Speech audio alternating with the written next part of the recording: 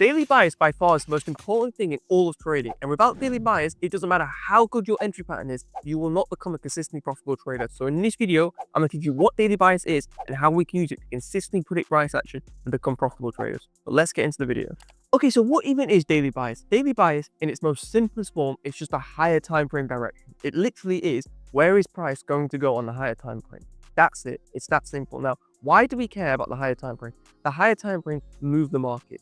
Those who have billions, so smart money, big banks, hedge funds, insurance companies, they only trade on the daily and the 4-hour chart, right? But this is the key chart that all of smart money, everyone with billions are looking at. But we want to ride, essentially, we want to follow the trend that smart money, these big institutions are doing, right? That's what we want to do. So that is why we care about daily bias. And for daily bias, there's 3 things we need, right?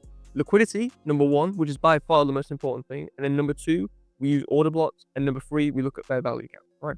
So right here, run GBP USD, run the daily chart, and this exact price action study that I'm going to show you works on any market. So you can replace GBP USD with gold, with yen, with, the S&P, anything, right? Any market, even stocks, crypto, this will work. Now, what we want to do is we want to see, first of all, where is the most obvious liquidity, right? When we're on the daily chart, we want to ask ourselves, where is the most obvious liquidity? And for those who don't know, liquidity is simply just stop loss orders, right? It's just stop loss orders at key lows and at key highs, right? Now, obviously, at this bit of price action, the most obvious liquidity pool, the most obvious, group of stop loss orders is at this low here, right? That's our most obvious liquidity pool. Now, that isn't enough for us just to, short randomly, hoping that we can get lucky, right? Because a lot of traders are like, oh, we're kind of close to this low, price might go to it.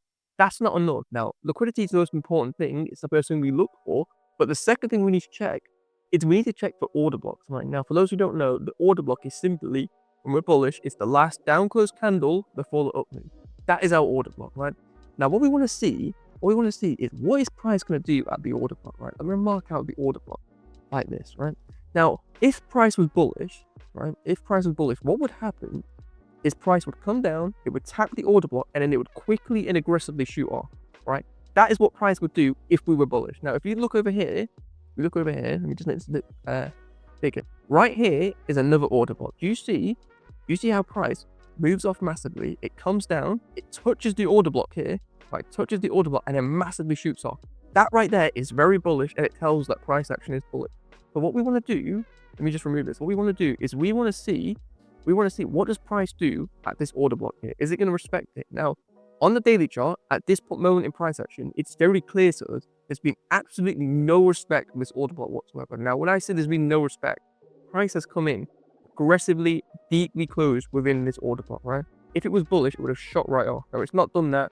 The bodies have closed within the order block, so we're wicking super deep into the order block. There has been no respect of the order block, right?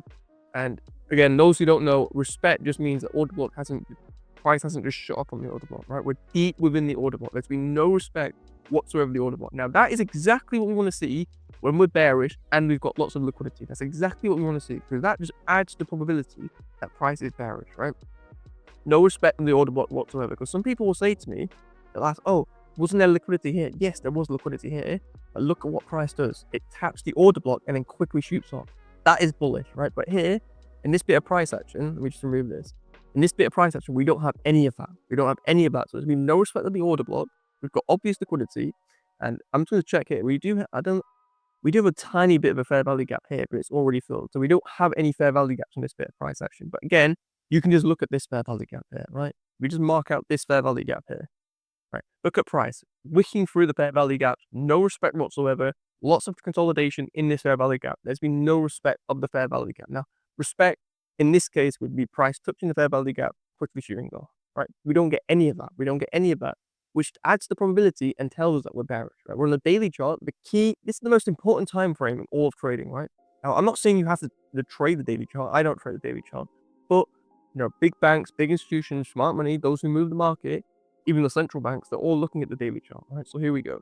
So there's been no respect of the fair value gap. There's been no respect of this order block. We have obvious liquidity here. What does that mean? It means we're bearish.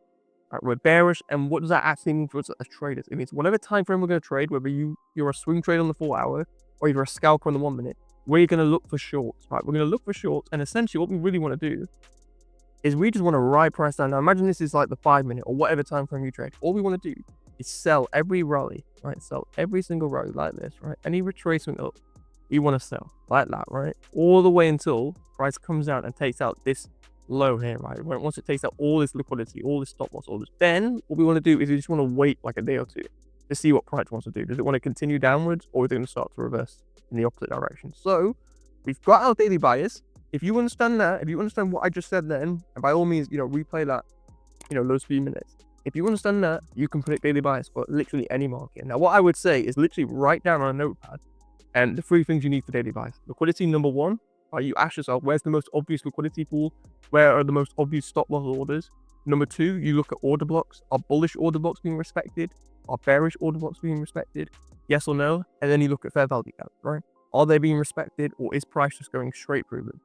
Right? And then once you've got all those, the daily bias, the direction of the market is very simple, very easy to predict. And all we're going to do now is we're going to get in a lower time frame and we're just going to look for any entry pattern. Okay, so here we are on the 15-minute chart. Now, just look at the 15-minute chart, right? If we just zoom out, price is just being bearish this whole time. So any short is high probability. And let me just say something. The entry pattern is the least important thing. And this took me a few years to realize. Once you've got the higher time frame direction, like any short in the higher time frame direction or any trade in the higher time frame direction is high probability, right? It's that simple. So all we need is an easy entry pattern, right? Any entry pattern will do. And this isn't the video for entry patterns. We've got so many videos on the channel about entry patterns and liquidity sweep and all that good stuff. I'm just going to give you a really easy entry pattern. So right here, we've got a fair value gap, right? This right here is our fair value gap. Now price just touches the fair value gap and then shoots off, right? This right here could be your entry. This could be your entry, in London, just before New York, like this, right? Your stop loss at the high here, and then we're not going to target 7-1. What we're going to do is we're going to target at least a 2-1, right? I always target 2-1, like that, like this, or we can target a 3-1, like this, right? Just about game, like that, right? That's what we can do for our entry. So let me just make this a bit more clear about this. Now, for those who are asking, and for those who don't know, when you're a day trader, you want to factor in spread. Now, I don't want to make this video too complicated. What spread really is, it's the difference between the buy and the ask price, bro. And if you do know what spread is for a day trader, I would always say, let's say it's GBP USD. I would always have like 0.5 pips, right, or at least 1 pip, for like my entry, right. So what that would really mean is my entry would be just like this, because the difference between the buy and the ask price, there's a little bit of slippage here. But if you know what spread is, I just have literally a 1 pip, like gap, just do a factor in spread. So anyway, we don't need to talk about that, right? That's not important. The price action is the most important thing, right? If you understand the price action, and everything else is easy. Everything else is easy. So that's all we do, right? All we do is we get on the daily chart, right? We get on the daily chart, we look for our bias, and then we get onto the lower time frame, 15-minute, 5-minute, 1 minute, the 1 hour, the 4-hour chart, and then we just look for short, right? That easy, that simple. Now I'm gonna give you another example, but this time it's gonna be bullish. So let's go look for that. Okay, so here we are on the Dow Jones, and this can be the US 30 if you trade CFDs. It really does not matter. And like I said, it works on all markets. But here we are, we're bullish. We've got lots of liquidity here. So liquidity, stop loss orders, whatever you want to call it. Now, what we want to do, we've identified our key liquidity, right? This is our key liquidity. Well, now what we want to do is we want to look at order blocks. Right? We want to look at order blocks. And because we're bullish, we're going to look at bearish order blocks. Now, this candle here, the last up close candle before the down move, this is our order block, right? This is our bearish order block. Now, what we want to see, if price was bearish, what it would do, it would tap the order block and it would quickly shoot off like that, right? That is what price would do. Now, let's just look at the price action. Does that look like price has respected it and shot off, right? Does it look like price has hit the order block and reversed? No, not at all, right? Not at all. We've got this candle that's just smashed right through it and it's almost left equal highs, right? There's been no respect of that order block whatsoever. So that adds to the probability that this liquidity pool is more likely to get hit, right? It's a lot likely that price is going to come all the way up and smash right through this liquidity pool, right, and take out all these stop loss orders. So smart money, those who have billions, can get into their positions or get out of their position. Only reason these markets move, right? Not for market structure, not because of VWAP, not because of level 2 on the 1 minute chart, or, or like, the tick chart or whatever. It moves only for liquidity. So smart money, those with billions, can get in and out of the position, right? It's not designed for retail traders.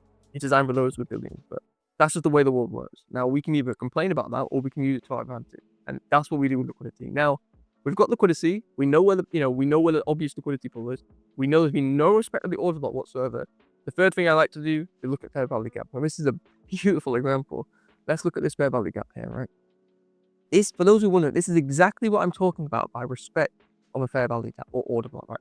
Look at how price taps into the fair value gap, instantly shoots off with a little wick, and it massively, aggressively shoots off in the opposite direction. So let me clear this off.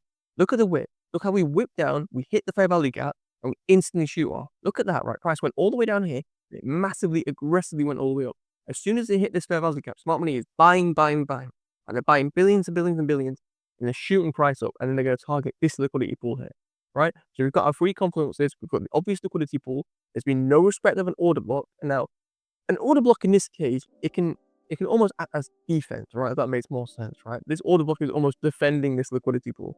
Now, it's not done its job at all. It's been completely breached, and this is our most obvious high that pricing goes for. And thirdly, we've got our respect of the fair value gap, right? Complete respect of the fair value gap. Price is bullish, and this is how you determine the direction of the market, right? This is how you determine the direction of the market. Look at the daily chart.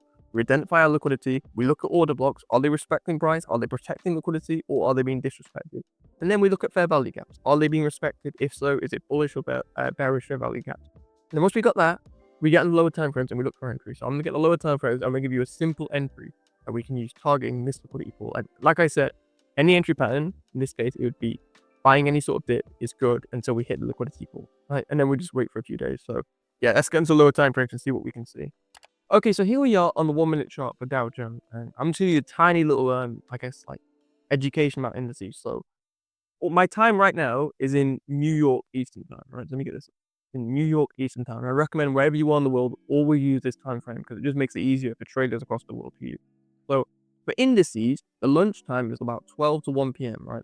And it usually makes a fake move, right? So we know we're bullish on the overall higher time frame, and then during lunchtime, we get a little bit of a retracement. Now, that's very, very typical for indices. Now, we know on the higher time frames that we're bullish, so we're only going to look for long. Now, we have good intraday liquidity around here. Now, what I mean by that is this can be a good target intraday. Now, you don't have to target the daily high, which is all the way up here, right? You don't have to target that because it's unrealistic, especially if you're a day trader or scalper. Completely unrealistic and to get that in a single day. But what we can do is we can just look for an obvious high target when we're bullish, right? On the lower time frame. That's what you can do. Now, for me personally, I just aim for a free risk to reward ratio. But let's just make this clear. Right here, we've got some liquidity. Right, we've got some liquidity here, which is nice. Now, for me, this is my entry. Wait till you see how sophisticated this entry is. Once I've got the higher time frame buyers, once I've got obvious liquidity, all I do is I enter on a Fibonacci retracement or an optimal trade entry, as it's called. So I put my Fibonacci from the low, from the most obvious low to the most obvious high. Because someone's asked me this. The most obvious low, the most obvious high is where I put my Fibonacci, right? That's what I do. Not that complicated. Most obvious low, most obvious high. Then I'm going to enter on a 0.705 level, like this. I put my stop loss at the low. And me personally, right, this is me personally, how I trade. I always target a fixed free risk to reward ratio. So it's just below it. If you really wanted to, this could be your take profit, right? 3.24 risk to reward ratio. That's really what we want to do. For me, I like to keep it easy. Every single time I sell my limit orders, I take profits at free risk to reward ratio. I don't need to babysit the trade. I let it do its thing, right? I let it do its thing. Now, for those who are going to ask, I know people are going to ask me, here's my Fibonacci settings here, 0.705 level.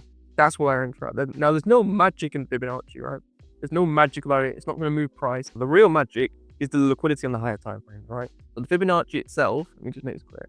This is the real magic, having the daily, the daily direction, the daily bias, right? And then just riding the trend, right? That's the real power in trading that will make you rich. It's not the entry pattern. It's not the Fibonacci. It's not even a liquidity stream, right?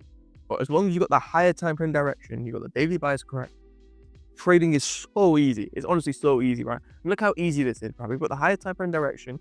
All the work's done on the higher time frame. When we get the lower time frame, all we're doing is looking for our entry pattern, right? The entry pattern is the least important thing. The daily bias is so important. But I hope this video has explained clearly what daily bias is, right?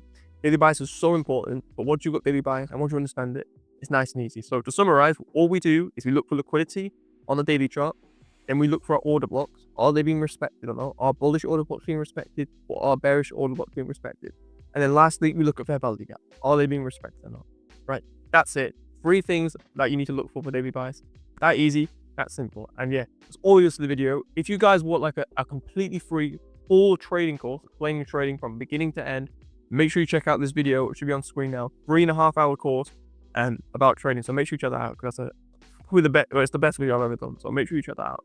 I'll teach you everything you need to know about trading to become a profitable trader, and it will teach you how to fix your psychology, which nobody talks about, because journaling isn't going to fix your psychology. You need to use affirmations and the law of attraction. But anyway, go watch that video. It's pretty fucking good. Pretty fucking good. But before you do that, make sure you like and subscribe. If you found any, this video helpful at all, make sure you like and subscribe and leave a comment just to let me know what you want me to cover next. And I'll see you guys next video. Peace.